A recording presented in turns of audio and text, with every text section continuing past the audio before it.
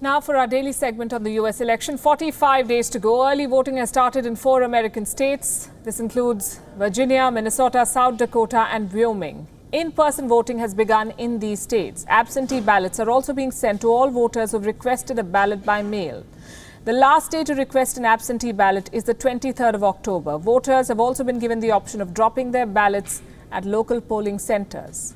Now remember, Minnesota is one of the most crucial states this presidential election. Its capital, Minneapolis, had recently become the flashpoint for a national reckoning on race relations. George Floyd, an unarmed black man, had died after a white Minneapolis police officer kneeled on his neck and refused to let go.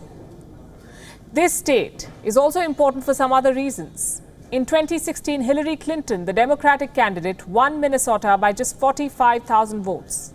It was a narrow loss for Donald Trump. This time, opinion polls are again giving the Democratic candidate Joe Biden a solid lead in the state. According to the poll tracking website Real Clear Politics, Biden has consistently been leading in Minnesota by an average of 10.2 points. So Donald Trump is not taking any chances. As I speak, he's headed to Minnesota to campaign. Trump has repeatedly said that he would have flipped the state in 2016 if he had made one more appearance.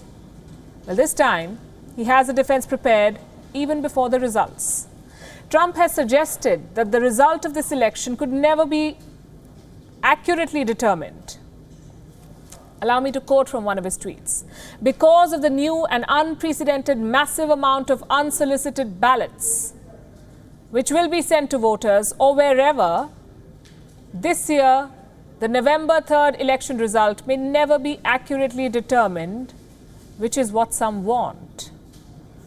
Another election disaster. Stop ballot madness. This is the president of the US speaking. Now, here's the thing. All American states allow mail-in voting in some way, but some states have agreed to make it more accessible to voters.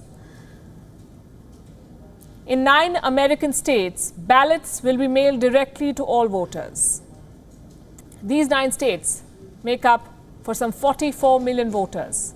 That is 21% of the total electorate. In 34 states, voters can cite the Wuhan virus as a reason to vote absentee, or they can cast absentee ballots without specifying the reason.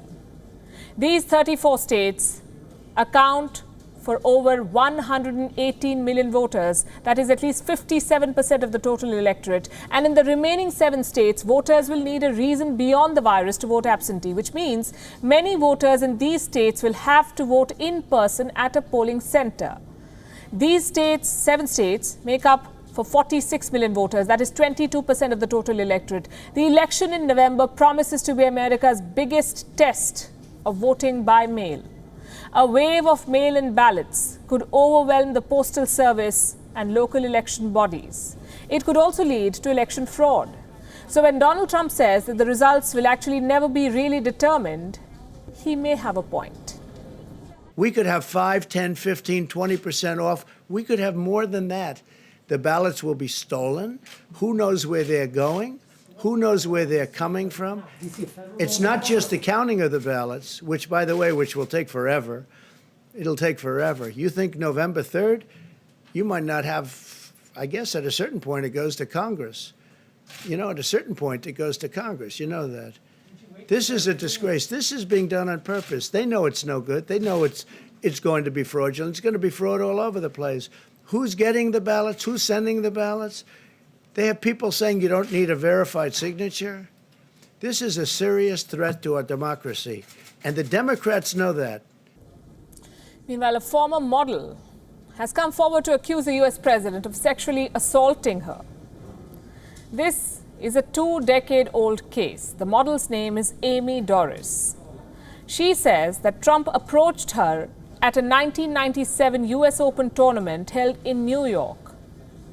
She was 24 years old at the time and has said that the incident made her feel sick and violated. Trump has denied having ever harassed, abused, or behaved improperly with her.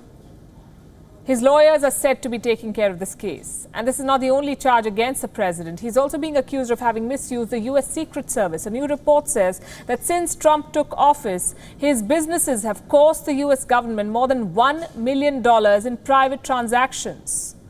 The Washington Post recently filed a public records lawsuit which forced the U.S. Secret Service to release transaction data. The data released included receipts and invoices from Trump's businesses. It reveals that the Trump National Golf Club in Bedminster, New Jersey, charged the Secret Service more than $21,000. This hefty amount was apparently charged for several rooms in the months of March and April when America was under lockdown and the club was closed. Reports say that Trump did not visit these properties during this period, but his daughter Ivanka Trump and her family stayed at one of the clubs at least once during the same period. How much will these controversies impact Donald Trump's chances of a re-election? We'll have to wait and watch.